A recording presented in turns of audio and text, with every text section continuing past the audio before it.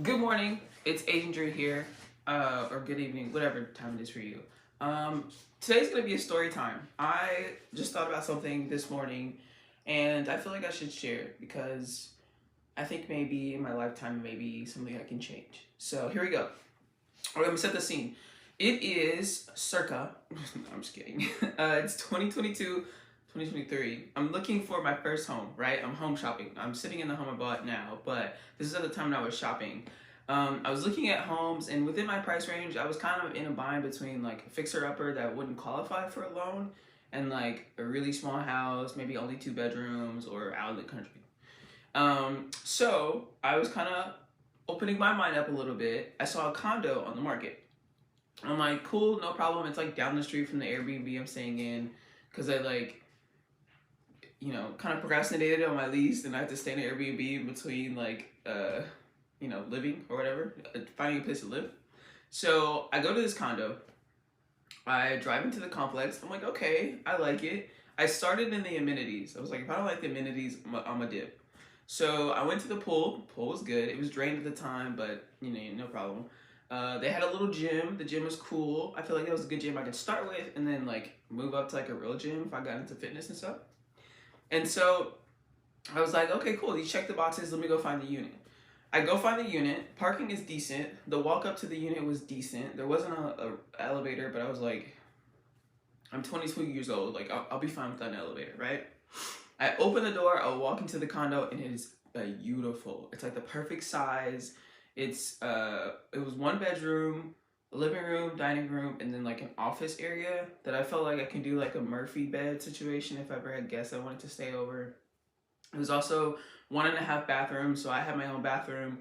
And then when you first come in, there's a bathroom right there, a little half bathroom for my guests. So it was like, this is perfect. This checks all the boxes. The area was really quiet. I like stood there. I did a night showing. I did a day showing. Press all the buttons, turn on everything. Like I did everything I do for my due diligence with all the homes I look at. And so I'm like, oh my gosh, this checks a lot of boxes. Like, this is pretty cool. Let's talk about price. So pricing was like right on the money. Even with the HOA fee, it was right on the money. My monthly payment would have been $100 less than what I pay now in this house. Also, like the walk from like the condo to where I would have to take my little puppy out to go potty, it wasn't that far. Like, even if it was raining or snowing, I was able to like kind of stay under the trees a little bit, just let her do her business in the little retractable leash or whatever. And we're good.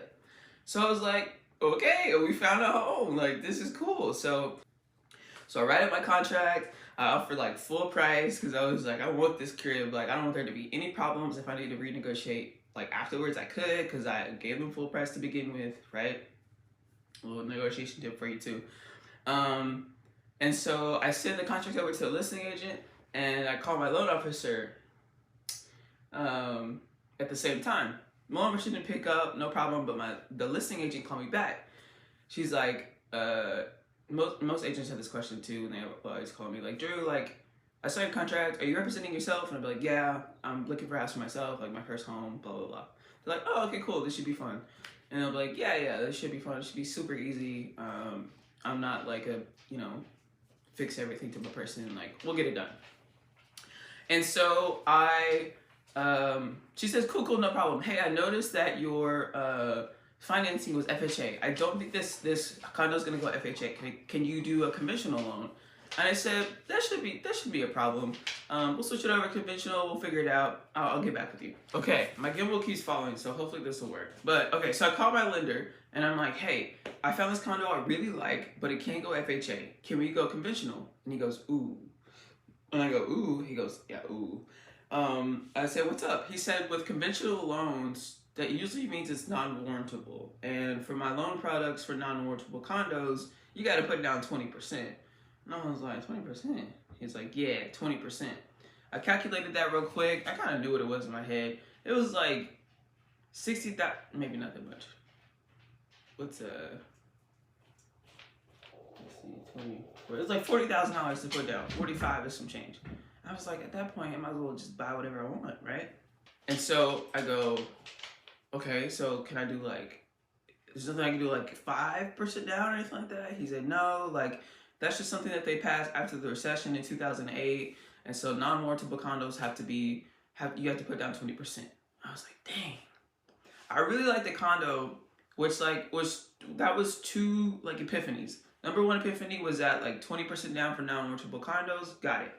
Number two was that I was open to a condo. So I changed my search completely. I started looking at condos, actually started touring them, or making a list to tour them. And then I realized there aren't that many condos that are warrantable, which means that condos that cost $200,000, $150,000, $99,000 in some parts of Dallas, good parts of Dallas, you can't buy them as a first-time home buyer. What first-time home buyer that has like 20 racks just sitting in their bank account, but that person also wants to live in like a shoebox? Those two things just don't go together. Like, I'm okay with living in a shoebox if I can get in for a couple $1,000s. But if you want me to put down $20,000, $40,000 and live in a shoebox, and some of the condos, there's no washer and dryer in the unit. You gotta go down the street. Like, it just doesn't make any sense. And so I started digging into it. And I was like, let me see in the city of Dallas, if this little law thing didn't exist, how many units could pop up? So I did a search. I said, how many condos are active on the market right now, less than $300,000? And their HOA fee was like less than, I think I did like $355, whatever. I did something to where like your monthly payment wouldn't be more than like $2,700 or something like that, just in case you had like roommates or something like that and you wanted to just have affordable housing, right? I go, okay, cool. And then you get this list from HUD, I guess. I don't remember where it was. This was a long time ago. And they show you like which subdivisions are warrantable condos. And so I put it side by side with the list of the condos. So I have the list of condos that are active and under 300,000, and I have a list of subdivisions that are warrantable. Tell me why, out of the, I believe it's 127 condos that popped up that are active on the market, 7 of them are warrantable. I'm like, what? Like, literally, that means that 120 condo units have to be bought by like ballers. That doesn't make any sense when condos are like the key to affordable housing. Like, these condos are like $99,000, 2 bedrooms in a decent area. I mean, you may be, by like a busy street, maybe loud, but it's a good area. You're like in Highland Park, but you're on like the toll. Good areas, right? I'm cool with that. I can get some dampening little tiles in my crib if I'm living cheap in a great area. But that won't happen because of a law they passed after 2008. And it's a law that they just never went back and changed. So I'm like, man, that's crazy. I said, so what are my options? Like, me personally, what are my options? My options went from like I said, 127 listed on the market. And then I had like 3 options. One option went under contract way too fast. The second option didn't have a washer and dryer in the unit. And then the third option was like a studio apartment. So if I wanted to, like, I work from home at the time, so I would have to like work in my bedroom, and I kind of already knew from experience that working in my bedroom isn't feasible. Like, your mindset is just like, you want to go to sleep in your head, like psychologically you do. So I just kind of gave up on condos and was like, it left a sour taste in my mouth. Like, it really did. So, yeah, I ended up purchasing a home really far. I'm like 40 minutes away from Dallas, an hour away from everyone I know and love. So, yeah, I feel like if we can pass that law to make the warrantable, non-warrantable condos like not a thing, we could unlock so much affordable housing. Not only just in Dallas, this is a U.S. thing. This is a U.S. problem. And let me just give some perspective here. To be qualified as a warrantable condo, you have to have accurate insurance, which, I mean, come on now. You got to have everything kind of up to date, so foundation, roof. It's just got to be a decent place to live. But most of these places are. The last rule that really throws everybody off is that at least I'm probably gonna get this wrong, so I'm just putting somewhere here. I think it's at least 80% of the occupants. It's either 80 or 50. It's something that's like really like, I mean, that's doable. That percentage of occupants in the subdivision has to be owner occupied. So, which means that if I bought a condo as my first house, and then I was like, okay, cool, I'm married, I got a baby on the way, this one bedroom's not gonna work for me, right? I can't just like rent it out and then keep on with my life. Because if I rent it out and then try to sell it, like me renting it out triggers the fact that, okay, another unit in that subdivision is no longer owner occupied.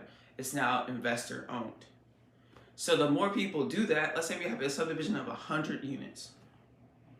If all of us come in as owner occupants, and then half of us get married and have a kid, and we're like, we'll just rent it out for now, right? We'll pay down some of the mortgage, we'll rent it out, we'll give someone else affordable housing for a while.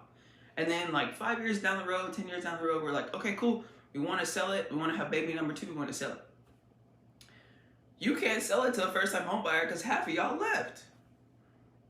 That doesn't make any sense. Like, the circle of affordable housing stops because of this one little rule. So yeah, I just woke up randomly this morning. I thought about this story. I told my parents about it. I ran to the people at work about it. They were like, we don't know what you're talking about, Drew. And I was like, my bad, first world problems here. But I don't know, I feel like this is something that like, as soon as it changes, like the whole real estate market would change. Like I'd probably become a condo agent, like strictly condos. Like if it has a backyard, I'm not interested. Like that's the type of agent I would become. If you could change this one law, I'm telling you, I'm gonna post like pictures around here of like condos under 100,000. Okay, cool, here's your condos under 100,000. And then here are your condos under 200,000 in the city of Dallas. And these are in decent areas too. And when I say decent, I'm talking about like, I'm an agent, so I can't really tell you what's safe, but like, I'm gonna just say proximity to Highland Park, which is the most prestigious city in Texas, one of the. So save a little butt there. But okay, and then I'm gonna do like condos under 300,000. Here you go. Okay, cool. Then I'm gonna show you which ones can be purchased with 3.5% down FHA loan. It's gonna be like 2 options here. But yeah, this is Agent Drew. I just wanted to kind of expose this realm of real estate that people may not know it occurs, it's here, right? I hope this was helpful. And also too, this is a pretty good plug. I just created a interactive home buyer planner. It's digital right now. I'm working on print, coming soon. But it's a planner where you can actually flip through and fill out the planner in its entirety. You can prepare for your home, getting mortgage ready. You're able to figure out which type of home is best for you. So like we talked about, warrantable versus non-warrantable condos. I was probably saying that wrong the whole time, but it's okay. Townhomes, duplex, you want a house hack, whatever. You answer a bunch of questions and kind of levels down which one's best for you. Then I'm going to walk you through choosing your real estate professional team. So agent, lender, inspector, contractors, anything you need. I'm going to teach you how to kind of interview them and kind of weed them out. Then we're actually going to save the money for the down payment, closing costs, all that good stuff. I'm going to introduce you to a whole bunch of down payment assistance programs. And then we're going to put everything together, go shopping. I'm going to show you how to shop. I'm going to show you how to do your due diligence. And then I'm going to show you how to get to closing and how to negotiate a little bit. You should really base your agent on negotiations. At the end of all that, you got all these documents that are going to be together. You keep these documents together, and that planner becomes your home Bible, which is like the manual that you have in your car. You need one for your house. I'll make a video on that. Why not? So that is in the link down below. And if I can, I'll try to link like warrantable versus non-warrantable condos in Dallas, just so you can see like the difference somewhere in here. Let me know if you have any questions, comments. If you want to pass a law that would change this, I greatly appreciate it. I'll be first to sign your petition. And yeah, y'all have a great day. See you later.